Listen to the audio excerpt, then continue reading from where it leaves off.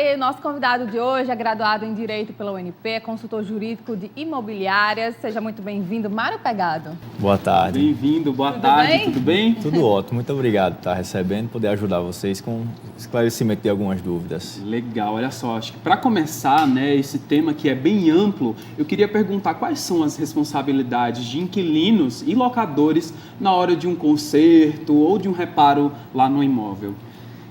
O que acontece muito na questão de locação é uma dúvida muito corrente com relação à responsabilidade realmente de quem é, se é do proprietário do imóvel ou do locatário sobre determinados serviços que devem ser feitos no imóvel. A princípio, é necessário entender que existe aquele conserto ordinário, que é pelo uso mesmo, uma pintura, um desgaste normal de algum equipamento. O que é aquele desgaste normal é de responsabilidade do locador. Do locatário, desculpa. Do locador é aquela obra de estrutural, uma obra mais complexa, que realmente precisa fazer no imóvel, não em virtude daquela locação, pelo uso daquela locação, daquele aluguel, mas sim em virtude da necessidade da manutenção natural do imóvel. Então, é distinguido de forma bem clara que é o seguinte: quem está locando o imóvel, a pessoa que está indo para o imóvel de um proprietário, o que for de manutenção ordinária, aquela do dia a dia, uma pintura, um vazamento, alguma coisa simples, é a obrigação dele. No entanto, se for algo mais complexo com relação à estrutura do imóvel, se ele precisa fazer uma reforma no telhado, algo de maior porte, realmente seria de responsabilidade do dono do imóvel, do proprietário. Olha aí, gente. Então, se vocês têm perguntas, né, estão passando por algum caso, está locando algum imóvel, você pode entrar em contato com a gente aí no nosso WhatsApp para tirar qualquer dúvida. Aí está passando na sua tela, ó, 981056955, você pode comentar também na nossa última foto.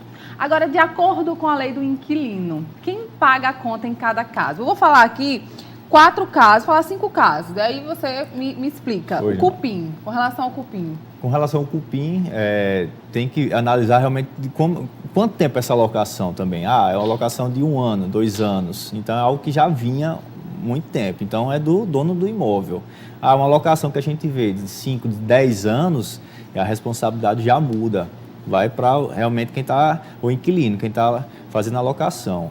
Ok, temos encanação e fiação. Encanação e fiação é do proprietário do imóvel, em regra do proprietário. A fachada?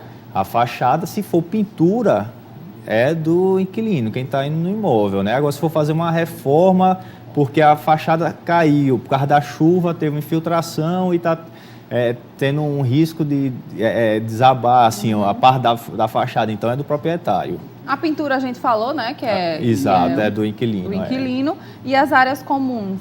Áreas comuns do condomínio, isso aí, se for manutenção, simples manutenção de limpeza, pintura, o locatário também fica responsável. Agora, se for uma obra de fazer um serviço de melhoria dos elevadores, mudar o piso, já é uma obra que não cabe ao inquilino, e sim ao proprietário, porque o proprietário estará se beneficiando dessa construção, dessas benfeitorias, e o imóvel dele vai estar valorizando. Então, por isso que é o proprietário que deve arcar com essa despesa. Bacana. Já chegou pergunta aqui dos nossos telespectadores, então se você tem alguma dúvida, entre em contato com a gente através do nosso WhatsApp 981056955. A Úrsula de Ponta Negra, ela disse o seguinte: aluguei uma casa que estava com um vazamento de água. Minha conta veio de R$400. Falei com o dono do imóvel e ele fez os reparos, mas está lançando o valor da obra no aluguel. Isso está certo? Não, vazamento de água é algo que é estrutural do imóvel. Deve ser feito pelo proprietário e arcado por ele.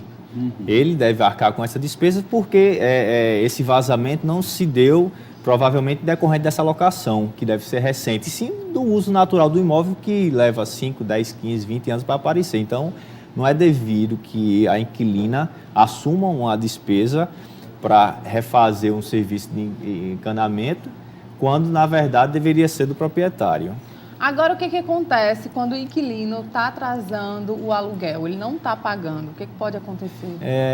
Existem 2 situações, porque tem o inquilino que ele ofereceu alguma garantia. Tem um fiador que em caso da falta do pagamento do aluguel, o locador, o dono, pode acionar, pode cobrar do fiador. Neste caso, há a possibilidade de também fazer o despejo, só que é um pouco mais demorado, porque o juiz tem que chamar, contestar e não dá direito a liminar. No caso de uma locação sem garantia, que a gente fala fiador, calção, algum tipo desse tipo de garantia, tem que se fazer uma notificação informando que existe o atraso e também pleitear judicialmente a desocupação do imóvel, através de uma liminar, que é uma decisão mais rápida para a desocupação do imóvel.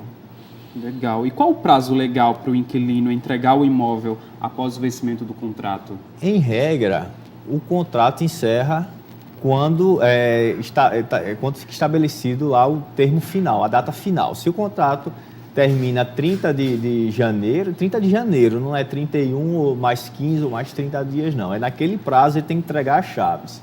Porque se ele não entregar, vai gerar uma obrigação dele fazer o pagamento dos dias em que permaneceu no imóvel até a desocupação. Então, a regra é o seguinte: se o contrato encerra num determinado dia, naquele dia o imóvel tem que ser entregue de forma limpo, pintado, e a chave tem que ser entregue à corretora ou ao proprietário.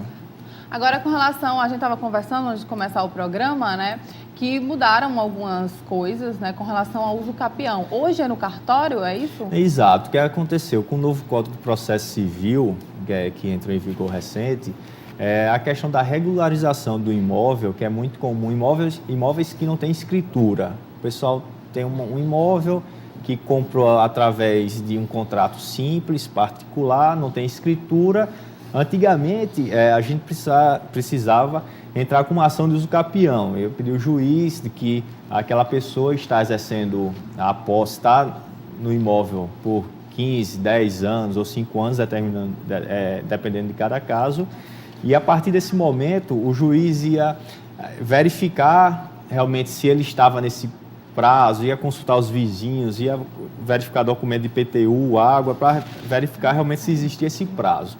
No entanto, em virtude da demora do judiciário, naturalmente pelo volume de ações, esse processo estava demorando muitos anos, bastante tempo, que gerava uma certa insegurança jurídica. Com o novo Código de Processo Civil, que é recente, surgiu a possibilidade de a gente fazer todo esse processo, esse longo processo, esse complexo processo, fazer no cartório e de forma muito mais rápida, porque não depende mais da sequência dos processos judiciais, e sim de um atendimento de alguns requisitos que a lei aponta, determina, para no tabelião, cartório, formalizar e já conceder a escritura pública para aquela pessoa que não tem nenhum imóvel, que não tem a escritura do imóvel, que precisaria passar pelo judiciário. Pela justiça. Exatamente.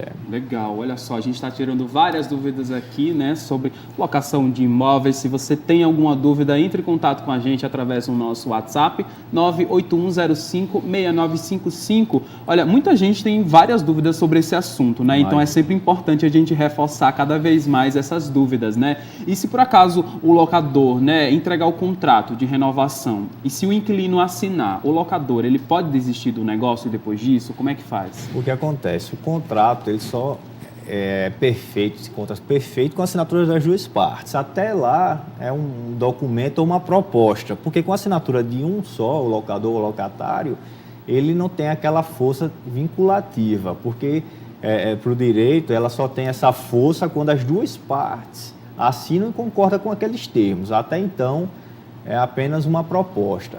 Então, em regra, caso ele queira desistir, como o contrato não está assinado, seria possível a desistência nesse caso. Agora, no caso de um casal que assinou o contrato de aluguel de 12 meses, só que a empresa demitiu o locatário, tem alguma lei que ajuda a não pagar a rescisão desse contrato?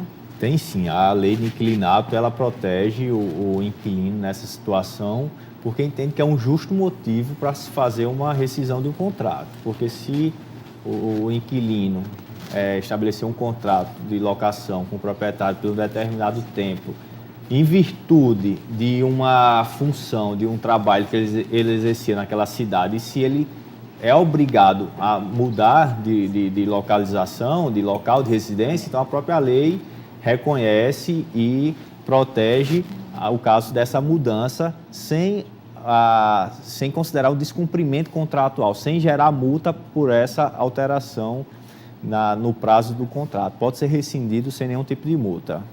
E se quem aluga uma casa, reforma a casa, né, o valor da obra pode ser descontado no aluguel? O que acontece é, nesse tipo de caso em que o inquilino ele faz alterações, tanto no imóvel residencial como no comercial, isso sempre é negociado entre as partes, porque você recebe o imóvel e muitas vezes você precisa fazer benfeitorias, fazer construções para adequar as suas necessidades. Só que essas adequações, ela gera uma valorização em regra, né? Quase sempre ela gera valorização no imóvel. Então, de uma forma bastante transparente, bastante comum, é negociado. Vou fazer uma reforma, vou colocar móveis, vou trocar o piso, colocar blindex, isso aí vou gastar, sei lá, 25, 30 mil reais. Vamos abater isso aqui por 12 meses, 20 meses, dilui isso no aluguel. Isso é muito comum e é prática porque é algo justo realmente. Isso aí é necessário ser feito, mas tem que lembrar o seguinte, que é necessário combinar antes. Se realmente fizer isso após, tentar combinar com o dono do imóvel após a realização do imóvel, ou das benfeitorias, das reformas, ele pode falar, não me interessa. Tem que fazer um contrato, né? Exato, no contrato prevê realmente que essas alterações serão abatidas nas locações por um determinado tempo. Olha aí, tem uma pergunta aqui que fala assim, uma pessoa perguntou o seguinte: o apartamento alugado que moro está no nome do meu ex-marido. Eu gostaria de passar para o meu nome, já que sou eu que pago o aluguel e as despesas. Porém, o meu nome está sujo. Eu gostaria de saber se isso pode implicar na transferência e qual é a solução. A questão do nome sujo é uma situação que o proprietário do imóvel ele pode considerar para se fazer um contrato. Realmente, se tem essa questão da locação e ele vai estar deixando o imóvel para o inquilino se beneficiar, utilizar do imóvel, em contrapartida vai ter que fazer um pagamento mensal e realmente tiver essa questão do nome sujo, ele pode recusar fazer a alteração, fazer a mudança da titularidade, porque hoje quem está garantindo, quem está se comprometendo a pagar é o ex-esposo dela, e quando houver essa alteração, será ela, duas pessoas diferentes, que têm duas análises de crédito diferentes, então ele pode recusar fazer essa transferência de titular do contrato, sim. Legal, tem mais perguntas aqui dos nossos telespectadores. A Marinalva de Parnamirim está dizendo o seguinte: escritura pública de imóvel pode fazer em qualquer cartório? Pode. A escritura é uma dúvida realmente muito corrente também, que a escritura ela pode ser feita em qualquer cartório do Brasil, na verdade, confeccionada, é como se fosse um contrato. A escritura você pode fazer num cartório, não necessariamente onde o imóvel esteja registrado. Só que quando você faz a escritura, você precisa levar essa escritura para ser registrada num cartório onde o imóvel tem a matrícula, como se fosse a certidão de nascimento dele, onde é que aquele imóvel está registrado, onde é que aquela pessoa tem o registro de nascimento, no cartório, no primeiro cartório. Então, só pode ser feito o registro dessa escritura naquele cartório, uma forma de concentrar as informações daquele imóvel. Por isso que a escritura pode ser feita em qualquer cartório, mas o registro apenas no cartório onde ele tem a matrícula. Ok, tem mais pergunta aqui. Olá, meu nome é Francisca do Soledade 2. Atrasei as parcelas da minha casa, que é financiada pela Caixa, e gostaria de saber com quantas parcelas poderia perder a casa e o que eu deveria fazer nesse caso se eu estiver sem dinheiro.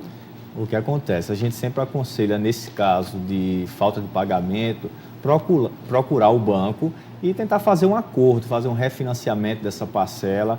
A questão de perder o imóvel tem que estar ciente do seguinte: o banco é obrigado a fazer a notificação, precisa notificar, dando prazo para se pagar a dívida num prazo de 15 dias, e aí só após esse momento ele pode fazer um leilão, fazer a transferência desse imóvel. No entanto, isso tudo deve ser comunicado previamente, através de cartas, para o devedor, no caso, no endereço que foi informado. Então, é importante estar sempre atento às informações, às correspondências que estão sendo enviadas, para evitar que não se tome ciência de que o banco está querendo levar o imóvel para leilão, mas, assim, em regra, eles são obrigados a comunicar mas também ela também pode procurar o banco para tentar fazer um parcelamento, uma renegociação e evitar que esse imóvel venha a ser vendido no leilão. Bacana, a gente agradece demais a sua participação. Conversamos agora com o Mário Pegado, ele é advogado e especialista em direito imobiliário. Muito obrigado pela sua participação. Por nada, fico à disposição. Obrigado a vocês. Até a próxima, obrigada. Até a próxima.